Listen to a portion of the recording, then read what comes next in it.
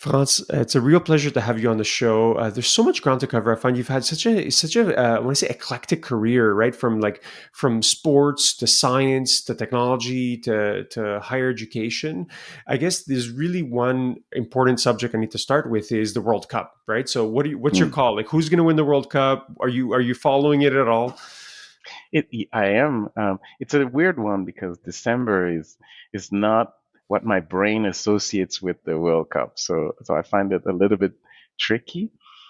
But before the World Cup started, in my mind, there were three teams that were, the favorites. It's France, it's Argentina, and it's England. But after the World Cup started, I started thinking, well, maybe, Spain is back. And maybe, uh, Portugal, despite Ronaldo getting up in age, he's still very dangerous. He scored a fantastic goal on a penalty. So it's a tough one to call because it's whoever's in the better shape coming into the World Cup where I think this year will make the difference. Where before you had a month after the end of your, let's say, club season to recuperate and mend on injuries and get back into it's in a fresh state of mind. But this is really right into it. So whoever's in great momentum, I think they've got the edge. Yeah, I think it's a good point. It's funny because it's like follow a little bit of the Premier League in England, and it's like imagine like the players must be exhausted after all this. So Hmm. yeah, like you said, physical shape. What do you think of Canada's chances? Do we have a shot? It's the best Canadian team we've ever had. I mean, the youth, the talent, where they're playing. I think we have a shot at winning the next game. I think we generally, if we play the same way against Croatia, there's no doubt in my mind we'll score at least one goal The first Canadian goal ever, right? That's what ever. we're all waiting for. We Yeah. deserved one. It's unfortunate that we couldn't score on the penalty, but it's not just a penalty. We've had a lot of missed chances. So I think it was nervousness, but the pressing, the intensity, it's hard to cope with. And I think if they keep the same level of intensity, then Croatia is going to be in trouble because it's one of the oldest teams. It's true. It's true. Yeah. If we just keep pressing, we could probably talk about football for for the whole interview, but I don't think that's why I poked you to be on. So I think like I said, I'm super excited to have you on, France. And I think we to make the segue from soccer. You obviously played at a young age. You grew up in Montreal Nord. You came from Haiti. So I find you're an example role model of people that start from humble beginnings but then make it really to stratospheric areas of their career, right? So how do you think about yourself as maybe a question of introspection? How do you think of yourself as a role model for other younger people that are in themselves also maybe in more difficult circumstances today? Yeah, I don't usually think of myself as a role model. I think in retrospect, I might be one just because I'm an outlier. And this probably lies the problem, right? I think if I fast forward 30 years from now, there's like maybe a thousand Franz Saintellemys. Maybe my career or my path wouldn't have been viewed as so exceptional. So I think for me, the number one thing I focus on is me. You know, can I deliver to the best of my abilities? And my competitive mindset always wants me to, if I do something, to do it to the best of my abilities and to measure myself with the best in my sector. So I've always taken that approach. Maybe it's the competitive sports in mind, but that competitive edge or spirit. If I do something, I want to do it world class.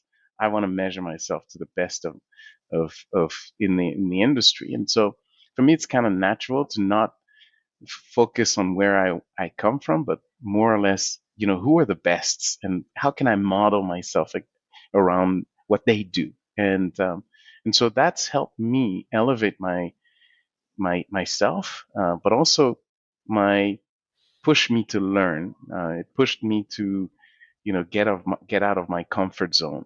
So it's very natural for someone like me to just say to fall back on what I call default mode, which is, you know, leveling from the ground up, but I level from the top. So if someone is very good, I look at Elon Musk and say, how does he do it? How many projects does he have? How does he make it happen? And so that curiosity allows me to really push my boundaries and elevate my game. Yeah, I love that. I don't know how to say this in English, but niveler vers le haut, like kind of Yeah, like thinking about how do you push yourself to that next leveling level. up. Yeah.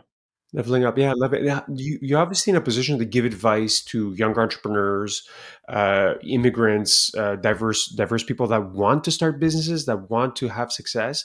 What do you tell them? The world is your market. There used to be a time where, you had physical limitations, and there were real limitations, barriers to entry that made it extremely expensive to target the world. And so therefore you had to start local, and being local is very, very difficult. But today, everyone's got a supercomputer in their pockets. The internet has democratized telecommunications, that democratize access to the global markets. And so if you're starting a business, think, how do you reach to the world from day one? How do you become global day one? And to me, that is so, so important. And while people may look down at you if you're from Park X, or if you're from Saint Michel or Montreal North. Here in Montreal it matters, but in London or in LA or in New York, it doesn't matter that much. And so for me, being able to access global markets is one thing. The second thing is, I hear limitations around financing. True, local financing situations is difficult, but how about think differently on the finance side? Can you have a business model that can be financed by your customers? That can, maybe a strategic partner. So Amazon, Google, Microsoft, they offer infrastructures almost virtually for free. They'll finance the infrastructure on a cloud-based level. So I do think it's number one thing is to think differently, and to surround yourself with people that have this global view of the world, and not limit yourself to the local side. Yeah, yeah, it's super inspiring, Franz, because I find the core foundations of what like let's say the 19th century versus like or 20th century versus 21st century are completely different, right? So like where we're sort of same age where we've seen this transition happen of like technology now, like there's no more constraints, right? You can, like I Hmm. said, start a global business day one. And I know your interest in space kind of got you interested also in the world of technology.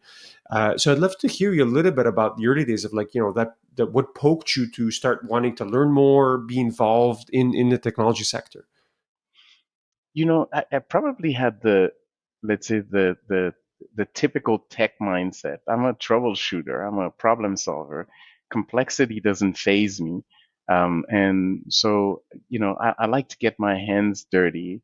So I think, you know, to me, that's one thing. But naturally, I was always inspired by science fiction. Beam me up, Scotty. I mean, the whole promise of being able to be teleported somewhere else, right?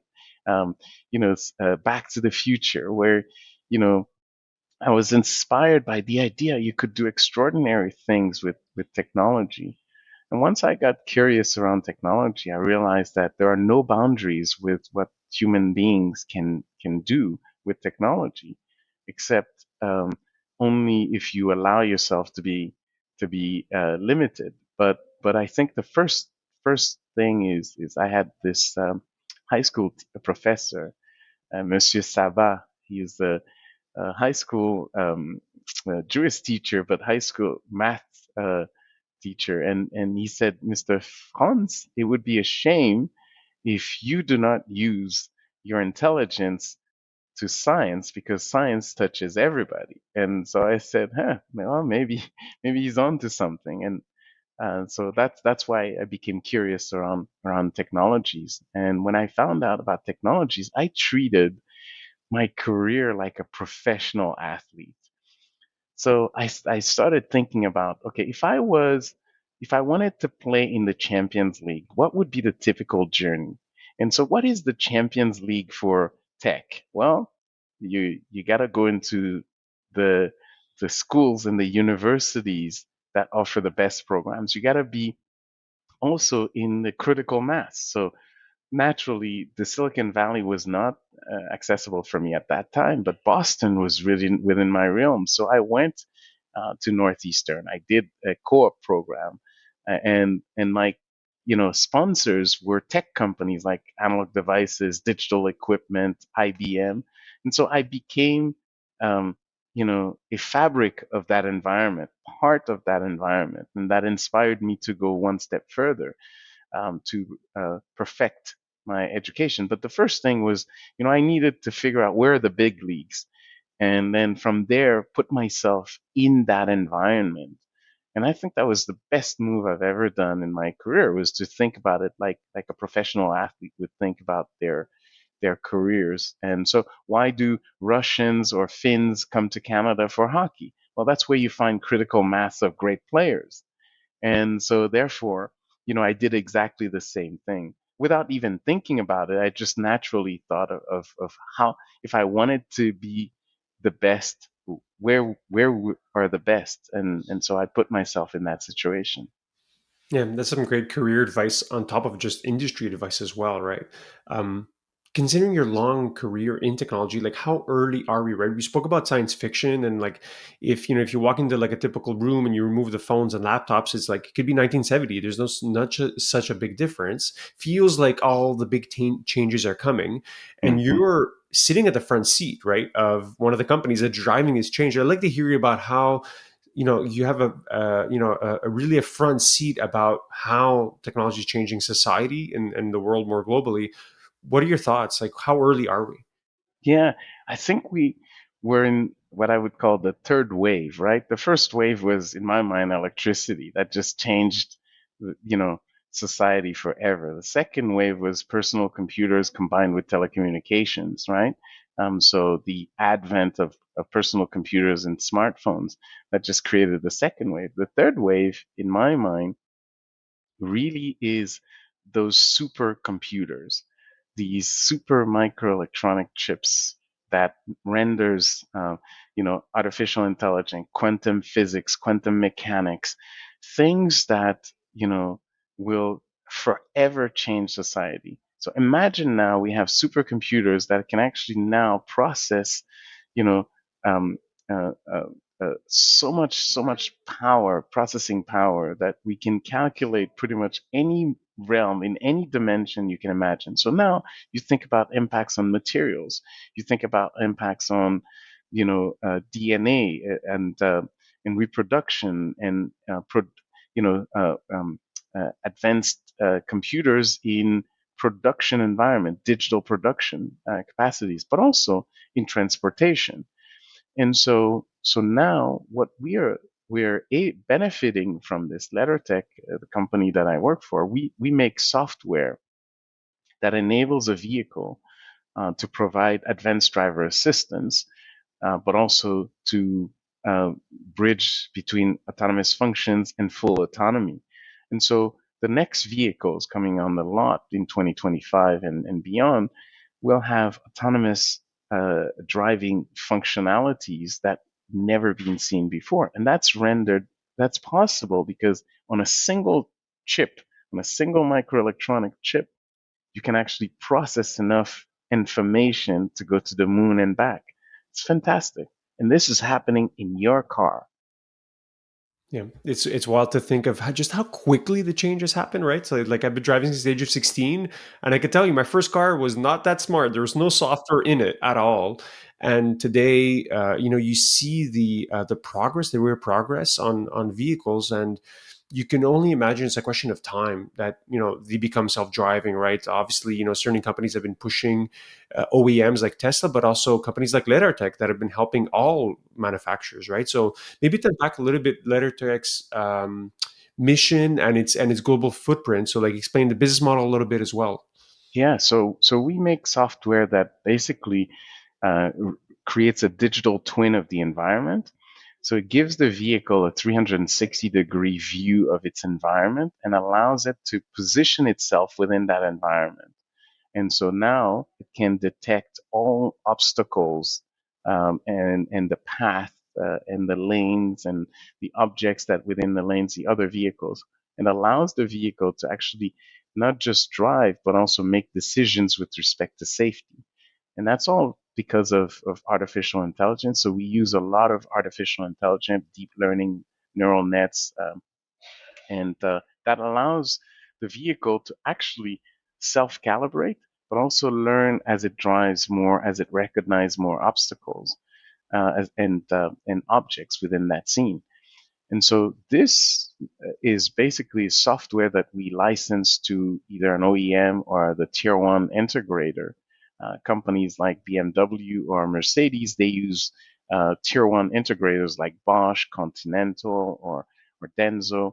And so we service both. And the idea here is, we want to democratize access to safety and renders the vehicles safer through our software. So our if you think of our envisioned future, fast forward 10, 15, 20 years from now, we envision that safety is not a budget thing. Safety is base model for every car that you buy, and that the vehicle can avoid those basic collisions of vulnerable road users or impact to impact, because we allow the vehicle to actually have a 360 view of its environment, and we reproduce that environment, pixel by pixel, 30 frames per second or 30 times per second. So you can imagine, as a human being, how many times you blink, uh, you know, in a minute. So think about, by the time you blink once, we would have reproduced the environment multiple times already. And so that really is real time, and that's it, because of the software that we develop. Yeah, it's fascinating to see like the rate of change and how it's progressing in the sector. You mentioned transportation, but all the other sectors as well. Maybe to double click on transportation, right? So like Tesla seems to be obviously one of the leading companies. So they're doing it themselves. You're helping other more traditional, let's say, auto manufacturers kind of like up level their game, and you guys are like Mm-hmm. a pure software company. Do you see the opportunity bigger than just let's say automobiles? Is there other sectors of transportation that can benefit from your tech? Absolutely. In fact, think about all these agriculture, construction, mining, forestry. You have an operator, and you know construction companies, they can't hire fast enough, or it's extremely dangerous having an operator operate these cranes, these machines. Um, the same thing in forestry when you are in mining, and so we can replace these operators by a central system that actually operates autonomous vehicles. And so the operator sits in a safety comfort in front of the screens and operates multiple machines, so platoons of machines. And you can do the same thing in commercial vehicles, heavy industries. So you think about how many accidents are caused by fatigued drivers, truck drivers, right? Or the congestion that really gets created. So again, this platoon concept can be applied to commercial vehicles or even heavy industries where you've got a number of incidents and accidents related to drivers being fatigued because there's not enough of them. And so you can apply that. But also autonomous factories, right? You can have these factories be digital, or ports, automating ports. Same concept. These ports, I mean, during the pandemic, we heard the issues where ports of New Jersey or LA or Singapore or major ports, Hong Kong, they were stopped because they couldn't find employees, or ships were stuck in, on at sea because they couldn't get offloaded. there's not enough workers. So you could automate the whole process using the same technology. And then now you can also use the same technology um, in the operating room. So think about it. It's the same concept. If you can recreate the environment for a surgeon that can actually have the same view um, as if they were in the operating room, then you could change the way surgeries are done. So there's so many things that artificial intelligence, computer vision, and robotics in general are helping augmenting human capacity, human capabilities.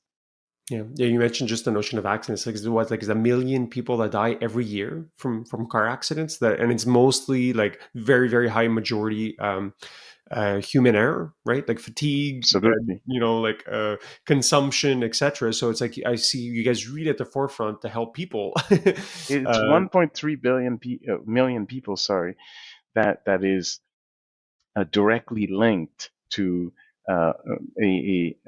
automobile accidents. That's the equivalent of a Boeing 737 crashing every hour. Imagine one Boeing crashes and we get upheld, but you know the equivalent is one every hour. And the thing is, these are all benign errors that people are distracted, people you know, um, are fatigued, or they're not paying attention to what's happening on the road, or they just can't see. They can't see behind your head. But technology can enable you to actually do see in a peripheral vision, whether it's 180 degree or 360. And so, from my perspective, there's no reason except cost why we couldn't make it available to everyone. Yeah. So if the software trends down to like almost zero, in a sense, very, very abundance, Hmm. that'll permit basically everyone to be able to have access to this. And maybe a tactical question, because I find it fascinating. Where, like, going back to your role as president of Leddartech, I imagine you guys are like part of the company building the future. How do you then decide to prioritize what do you work on next, what industry, what product feature? I imagine it's because, like you said, the scope and the aperture of opportunity is so broad, but then you still have limited resources, time, capital, etc., to execute on those opportunities. Right. Do you think about that prioritization, or is it that growth is so quick that it's not really a key constraint today? No, you have to prioritize. I mean, some of the markets that I mentioned earlier, they're super fragmented. And so you couldn't really be able to support everyone unless you'd have, thousands and thousands of employees. So we look for markets where the volume is significant and the problem is significant. And so the incentive to solve the problem is also quite significant. So in the case of automobile, it's a problem for society. It's a problem for the car manufacturers. It's a problem for their integrators. It's also a problem for the infrastructure. Um, so, so this transformation that you're seeing in the automotive industry is one that is not just necessary, it's survival. Because if the car manufacturers, the traditional car manufacturers, like you said earlier, do not transform to a software defined vehicle like Tesla, for example, or the newer EV companies, the likes of Rivian, the likes of Lucid or Neo or Xpand, it's their survival because that ship has sailed. The industry is shifting to more software defined vehicles, and these car manufacturers and their suppliers, they have to adapt to this new reality in order to survive. You as a consumer, as a buyer, you don't want to buy a vehicle where you got to wind down the window, right? Yeah, I mean, unless you want to buy a $2 million collectible items, right? But the fact is, if you're buying a new vehicle, you expect it to come with ADAS and telematics software that is basic. And same thing with your cell phone. If you went back 20 years ago, your first cell phone was keypad. Today, a cell phone with keypad, you wouldn't want that. And so the industry is really evolved. So the consumer wants more safety, but also more convenience. the regulators want more safety, and they also want more green. And so in the car manufacturers, they need a new business model. And so all these, really play to the fact that there is a huge market out there and there's huge demand as well. Yeah, yeah, it helps. It helps to have the, these, like you said, massive tailwinds when you're building such a complex and uncertain technology, right? Because it's like Right. it's still so new. And I like your point about, like the winding down your window. But the way I see it's like autonomous driving is coming. It's going to be, it's going to make people driving cars essentially legal, right? It's like if you take your horse down St. Catherine today, you'd be arrested. But it's going to be the same thing of a human driving. Essentially, it's going to be a thing, like you said, like vinyl, on, or horseback riding on the weekends somewhere. It's going to be this Yeah. niche activity. But we're still far away from that. I do feel that, this transition to autonomous, full autonomous, we're still many decades away. But what will happen though is as you get on the highway, just the same way you put, cruise control, and then the next step is adaptive cruise control, and then the next step is, point to point, exit to exit. So then you get on the highway, you're saying, I've got 50 kilometers until my next exit. So you program it in, and then the vehicle just takes over on the highway for you, just like your adaptive cruise control. It adapts to the driving, and it allows you to take your eyes and your hands off of the wheel. And so you can actually be more relaxed and maybe have an engaging conversation rather than trying to have a conversation and then driving at the same time. And that can be done safely within defined environments and improve the driving, but also safety. Yeah, yeah, it's like you said, and as like environmental impact as well, right? Like Yes. fewer cars, so it checks the boxes on so many different levels. Hmm. Um, I don't want maybe to switch gears, pun intended, just a bit because we're talking about the future of transportation, but I'd like to wear another hat, and so I'd like to talk about the future of education. Yes. Considering that you're the chancellor of the University of Montreal, so how do you think about your role as chancellor of helping the university think about the future, change a very obviously important institution, but an institution that was not built based on these trends and this rapid change that is very much I want to say analog era. So how do you help the university think about it in the digital era? Yeah, the first thing is, universities, you have to think in 5 to 10 year increments. Um, so the university, really, my role is to help the university um, evolve to the state of the art, you know, but also be closer to its community, be more international, be more global, more innovative in the way it thinks, more entrepreneurial. Um, so our job as a research university is to balance between educating the broader society, but also work on things that will have an impact on society for many decades to come. And so using technology, using innovation, and also being more attuned to what's happening on a global basis as well as on the local scale level is quite important. And as a research university, we are researching both spectrum. Um, you know, how do we produce more doctors, more engineers, more nurses, more scientists? But also, how do we resolve fundamental problems around like materials? Um, you know, we can't continue to dig the earth. So could we work on rare earth or rare materials through science, through research? And so those are some of the things that we are working on. But also, can we transform the way we transfer knowledge? Can technology help us create an environment that democratizes access to higher learning? And so these are things that we are reflecting on. And at the same time, as well as a university, we're also trying to be more entrepreneurial in the way that we, as a society, governments cannot fund everything. It's not practical. It's not sustainable. So how do we, convert more of our research into innovation, or transfer more of our research to society, so that entrepreneurs or smart people can turn those knowledge into actionable things. And so those are things that we are working on. And I'm quite convinced that maybe 10 years from now, we'll have reflect back and say, wow, the University of Montreal is younger, more connected to its environment, more digital, more innovative, more entrepreneurial, more local, but also more global. Yeah, interesting. I find it goes back to one of the points you raised earlier, France, about this tension between global, thinking big, going outside our borders, but also creating hubs for people, the best and brightest to kind of Hmm. like collate. So, like, I think that one of those things, it makes me think of the Jeff Bezos quote of like, I think about what doesn't change in 10 years, right? So, like, customers will always want low prices, will always want convenience. So, I think the people part is doesn't change over time, right? People still need to Fundamental. learn in person. There's still this mentorship aspect.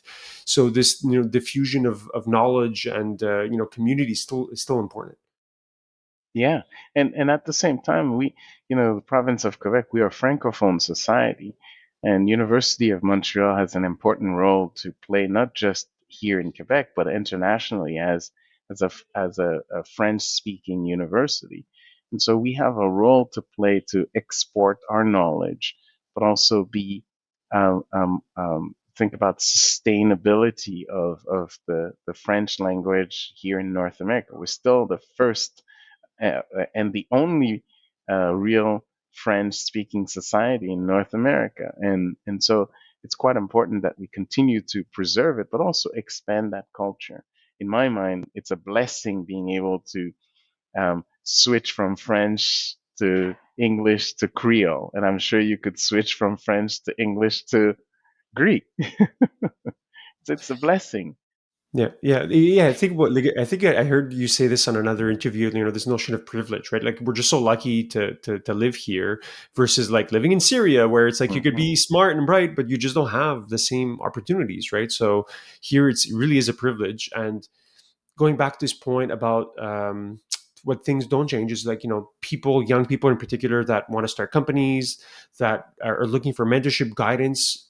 You started something called Groupe 3737, which is to help people like think about entrepreneurship, think about founders. I'd like to hear a little bit about the origin, the idea you had about this group.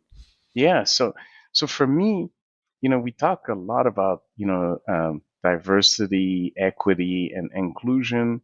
We talk about how do we better integrate people from ethnocultural background into society. But for me, it starts with dignity and being financially integrated. When you are financially integrated, you have that dignity. You don't feel ashamed. You feel comfortable. And and I find a lot of people from immigrant descent, we struggle with that, dignity, being financially sustainable and capable. And I think also about, how do we create a sustainable society that is truly inclusive? And the first thing is financial independence. And we need more entrepreneurs because society is built on these small, medium sized entrepreneurs who are the fabric of the society that sustains society. It's not the big corporations, it's the small, medium sized enterprises. And I find that, when you look at innovation, technology, and startup scene, you didn't find diversity. And because, entrepreneurs from the, let's say, diversity background, they have different problems. They see the world differently. They have different tools, different networks, and sometimes they're incompatible with the broader base, with the existing base, and so creating Group 3737 was really about identifying an opportunity that if we can help more entrepreneurs coming from that cultural background who are not traditionally engaged in the startup scene, if we can do that and do that well, then society would win, and we would create an environment where people actually can fund their integration. So the example that I like to give is that if you see me in Westmount, I live in Westmount. Nobody worries whether I speak French, English, or Creole, whatever it is. If I can afford to live in Westmount, then people assume that I'm integrated. It's kind of interesting. But if I say I live in Montreal North or Saint Michel, well, the integration starts coming into play. Um, but also the opportunities that I have are less because in my neighborhood there's less companies, there are less businesses, there are less services, there are less everything is less. And so Group 3737 was about creating an environment that was conducive for more startups, more enterprises, but also using innovation in and technology in the way that is not traditionally used. And so the entrepreneurs of Group 37, they're global from the onset. They think of their markets as the world. We have entrepreneurs that do more business elsewhere than they do in Canada. Actually, we have some that Canada or Montreal or Quebec is only their address, but their business is the world. And so I'm glad that we are at that stage now, and I think Group 37 is only getting started because we're now pan Canadian. It's no longer just the province of Quebec. We are in 12 locations across Canada. It's a model that's being replicated elsewhere, and we're talking to the United Nations about implementing a similar, um, inclusive entrepreneurial model across different countries. Yeah, yeah. So yeah, hats off, Franz, for obviously for what you're doing on this, and it goes back to a little bit about the point of how the world of education is also changing. Where today, I remember a world where you go to the library, you need like the punch card, and like you pull up the thing.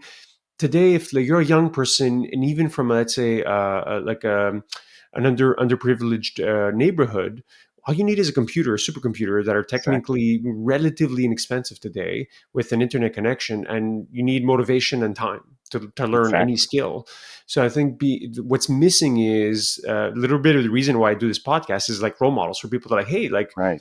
I can learn from other people that have done this and succeeded, and all the information in the world and tools are at my disposal today, and I'm able to have an impact and essentially gain financial freedom, financial independence. So true. And what you just said is so important, Nectarios, because in my mind, um, if you have an open mindset, a growth mindset, where you want to, you don't need necessarily to have a formal education. Of course, it helps. But if you don't, or if you don't have a university from these Ivy League or top universities, you have a technical degree, the world is open. Knowledge is accessible everywhere. You can do online development, online certificates. There are curriculums that are fully online. You can also have, teaching curriculums, or podcasts or video casts, like we're doing right now. And so there's so much knowledge that is accessible. And you know what's amazing? You know, how did we connect? LinkedIn. We didn't know each other. We never even spoke live, but we got connected, and within a matter of minutes, we were able to exchange our contact information. So access to the world is incredibly easy now. There's a friend of mine. He says, look, I tweeted with Elon Musk. I mean, who, right? And he's not even in the tech industry. He's just curious to see whether Elon Musk would respond. Now, you may argue it could be his assistant or someone who's responding for him. But the fact of the matter is now, with your smartphone and a computer, you can connect to the whole world. Yeah, there's no more constraints, really, literally, right? And with some of these technologies, it's going to make energy and compute just basically free, right? So it's on its way. Have you thought about, maybe curious to hear about your the next phase, Franz? I see you as someone that's like hyperactive entrepreneur, always building new projects. Have you thought about the next wave? Like like once Leddartech goes IPO, and like you're thinking about the next move. Have you thought about like the next phase of your career, what you want to be working on? I still think that there are still some basic problems that we need to address. In my mind, you look at all the technologies, the capabilities that we have, but still there are issues with accessibility. Um, there are issues still with democratizing higher education. So for me, um, technology can be a tool to democratize access to educations, but also transform society in ways that we haven't thought yet. And so, for me, I want to continue in that path to see how can we make higher education accessible to everyone. So for me, I'm a product of education. I had nothing. I came from absolutely nothing. However, I was fortunate enough to have access to education, and that's enabled me to see the world, travel the world. And I think that experience in itself has changed me. And I want more kids like me, or who don't look like me, but kids in general, to be able to, wherever they're coming from, wherever they live, to aspire to visit the world like I did, leveraging technology in education. Yeah, I think the work that you're doing, France, it is inspiring, and like we said at the beginning, you provide a role model and a blueprint for people to follow, and along the way, you've provided some great career advice, and it's amazing to see you go. So yeah, I'm going to be following very closely. France, it's been really such a pleasure. I guess a final question is, how can people learn, connect? What's the best way? Best way is to be at LinkedIn. So connect with me and just text me, and then it's relatively easy. And you and I, we've done this via LinkedIn, and it was pretty easy to get connected. So that's the easiest way. Amazing, France. Thank you so much. This has been a pleasure. Hey, thank you for having me.